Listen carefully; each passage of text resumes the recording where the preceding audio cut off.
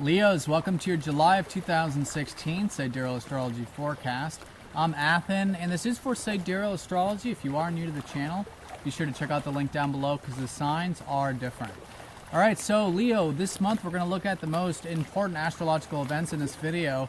If you do want a more specific look, do check your weeklies, where I go into the specific weeks of how these planetary placements are configured in the chart, what aspects they're forming with the other planets. But the first major astrological event this month will be on the 4th, which will be a new moon in Gemini. So Gemini is your 11th house, a new beginning here regarding your aspirations, regarding your hopes, your wishes, the things in the future is all 11th house. Even too, the value you derive from your work or your career. And that could be income, that type of value, but all kinds of value. And you know, if you ask those that are really content with their careers, it's because they feel like it gives, it contributes. And that's what the 11th house is. It's the house of giving, contributing. And that's what can be seen from Aquarius, who is naturally associated with that 11th. But whatever it is, new beginnings with these aspirations, new beginnings with these sort of career values, and maybe even too for some of you involving community, networking, or group stuff, because that's also 11th house. So it's a good time around the 4th to sit with these areas, to think about them, set new intentions. There's a bit of this lowering energy at the beginning of the month, which is that new moon energy. And then as the month unfolds, more of that will be cultivated for the next 30 days and the next 6 months to a year. So one thing I do want to mention about this month is that Mars is actually gone direct. And this was recent. At the very end of last month in June, Mars went direct. And this was in your 3rd house. So a lot of you perhaps were re-examining what really motivates you with either learning or reading or communicating even. And so now this month, even though at the beginning there's this lowering of energy, there's a lot of this active forward movingness about it. And I think for you particularly to either share, to communicate, to learn, to read, to write, all that kind of stuff can be very motivating and a good source of energy for you. Now on the 8th, Venus is going to go into Cancer, followed by Mercury on the 11th, and then the Sun on the 17th. So this early to middle part of the month, there's this shift into your 12th house. So this is the house of spirituality. This is the house of coming back into peace and connecting with our soul and having that present moment connection. And that could be through your alone time, could be through that meditative time, or whatever it is that helps you connect to either God, the universe, or the vastness of all that is. So this will be the location of the next new moon next month. So it's a good time to start to focus on this. But I think it'll come very naturally. I think you'll enjoy, in fact, perhaps a bit of that alone time. Maybe psychological exploration about yourself. Maybe spiritual exploration. You know, this is Mercury, the mind. A lot of you have perhaps some things coming through your dream space. Venus is here. You can enjoy it. And then on the 17th, with your ruler, the Sun, shifting in there, that's when I think you can gain a lot of energy by perhaps connecting to this more receptive area of life.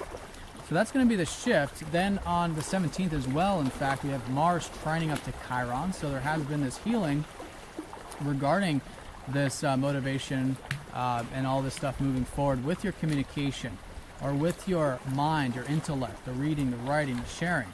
So whatever that's been, that's moving forward for you this month with Mars there. I think around the 17th, you'll find that quite healing. And a lot of it too might be about diving deep, because Chiron is in your 8th house. So there's this healing taking place with things like your intimacy, opening up, you know, deep, again, psychological exploration, transformation, all that kind of stuff is where the healing has been taking place this early part of this first half, almost first half of the year recently. So that's Chiron. Then on the 19th, we have a full moon, and this is going to be in Sagittarius. So this is your 5th house, your 5th house of self-expression. And this is actually the location of the last full moon last month. So this is now an awareness of what you enjoy. You know, the 5th house is about the enjoyments. And this could be either your hobbies, your interests, things that are close to the heart, or just merely expressing yourself. And there's a lot of energy to do this and a lot of insight about this.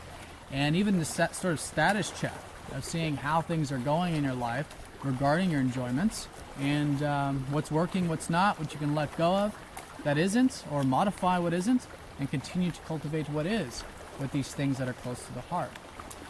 So that's the full moon, and also the highest energy of the month, which will be not only Mars direct this whole month, but now this high point of the lunar cycle and this energy on that 19th.